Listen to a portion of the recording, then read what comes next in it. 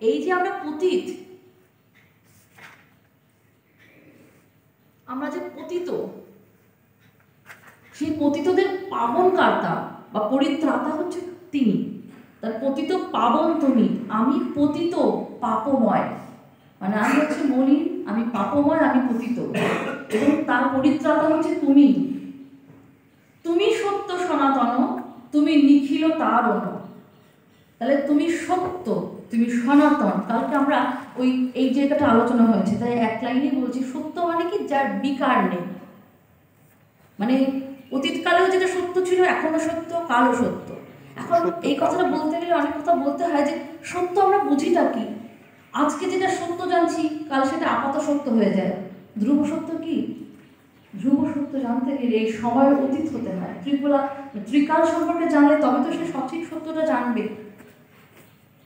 আমাদের প্রত্যেকটা সত্যি হচ্ছে আপাত সত্যি, কিন্তু সত্যিকারের সত্য জানতে গেলে সাধক ভিন্ন কেউ সত্যিকারের সত্য জানতে পারে না। তো সেক্ষেত্রে আমরা অন্তত যে সত্যিটা জানি আর যে মিথ্যে নয় সত্যি বলে ভাবি, সেই আপাত সত্যটাকে অন্তত আশ্রয় করি। কিন্তু তিনি হচ্ছে সেই সত্য, যে কাল ভেদে, সময় ভেদে, কোনো ভেদেই তার কোনো বিকার হচ্ছে না। তিনি হচ্ছে সেই সত্য ধ্রুব, তিনি হচ্ছে সেই সনাতন। সনাতন মানে ছিলেন, তিনি আগেও ছিলেন, এখনো আছেন, পরে থাকবেন। সময় দিয়ে যাকে আভূষিত করা, মানে সীমায়িত করা যাচ্ছে না, তিনি সনাতন। তুমি নিখিল তারণ, নিখিল মানে হচ্ছে বিশ্ব ব্রহ্মাণ্ডের, তারণ মানে হচ্ছে পরিত্রাতা। তাহলে তিনি হচ্ছেন সমস্ত নিখিল ব্রহ্মাণ্ডের পরিত্রাতা। তুমি প্রভু, তুমি বিভু, তুমি শান্তির নিলয়। তাহলে প্রভু মানে কি? যে গুণে নিগ্রহ এবং অনুগ্রহে সমর্থ। তাহলে আমি যে পাপী, আমাকে অনুগ্রহ করার ক্ষমতা আছে কার? যার আছে তিনি প্রভু। আজকে আমার একটা কষ্ট হচ্ছে, আমার বন্ধুকে বললাম যে এই অসুবিধা হচ্ছে, সে শুনলো, কিন্তু সে অনুগ্রহ করার মতো ক্ষমতা তার নেই, নিগ্রহ অনুগ্রহে সমর্থ সে নয়। তাহলে সে আমার বন্ধু, কিন্তু প্রভু নয়। প্রভু হচ্ছে তিনি, যিনি এতটাই শক্তিশালী, যিনি আমাকে এই অনুগ্রহ করতে পারেন, অনুগ্রহের সমর্থ হন, নিগ্রহ এবং অনুগ্রহের সমর্থ, তিনি প্রভু। তিনি বিভু, বিভু মানে কি? যিনি সর্বত্র আছেন।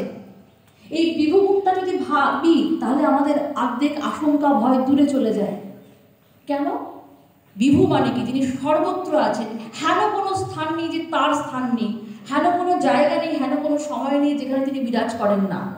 তাহলে আলোতে তিনি আছেন, অন্ধকারে তিনি আছেন। তিনি হচ্ছে ভয়ের ভয়, মানে তার থেকে ভয়ানক কিছু হতে পারে না। আবার তিনি ভয়ের পরিত্রাতাও তিনি। তাহলে কিসের ভয়? কোথায় ভয়? কিসের আশঙ্কা? এমন কোনো স্থান নেই যেখানে তার শক্তি নেই। অন্ধকারে তার শক্তি, আলোতে তার শক্তি, মন্দতে ভালোতে পচাতে সবেতে তার শক্তি রয়েছে। তিনি বিভু, সর্বতে তিনি বিরাজ করেন। তাহলে কিসের ভয়? তাহলে তুমি প্রভু, অর্থাৎ তুমি হচ্ছে নিগ্রহে অনুগ্রহে সমর্থ, এবং তুমি বিভু মানে সর্বত্র তোমার শক্তি বিরাজমান। প্রত্যেক বস্তুতে, প্রত্যেক ব্যক্তিতে, সবেতেই তোমার শক্তি বিরাজমান।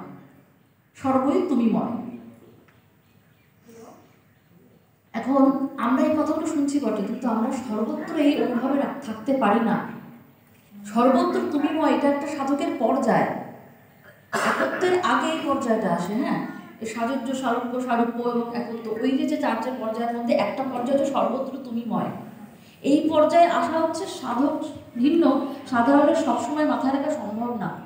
এর জন্যই সাধনা করা দরকার।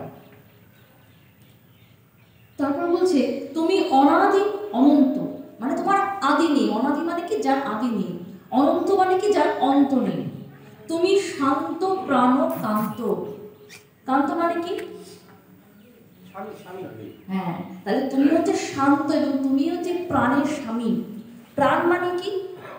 প্রাণ পাঁচ রকম হয়, পাঁচ রকম প্রাণ হয়। তার মধ্যে আমরা যেটা প্রাণ বায়ু বলি সেটা হচ্ছে, মানে প্রাণ পাঁচ রকম হয়। কি হয়? প্রাণ, অপান, সমান, উদান, ব্যান, এই পাঁচ রকম যে মানে বায়ু। অ্যাকচুয়ালি প্রাণ মানে হচ্ছে বায়ু, বাতাস। এবার কোথায় অবস্থান করে সেই অনুযায়ী হচ্ছে এই শরীরের পাঁচ রকম বায়ু রয়েছে। তার মধ্যে প্রাণ বায়ুটার দ্বারা আমাদের নিঃশ্বাস প্রশ্বাস আমরা নিই, যেটা সেটা হচ্ছে প্রাণ বায়ু, যেটা ফুসফুসের মধ্যে দিয়ে বাহিত হচ্ছে।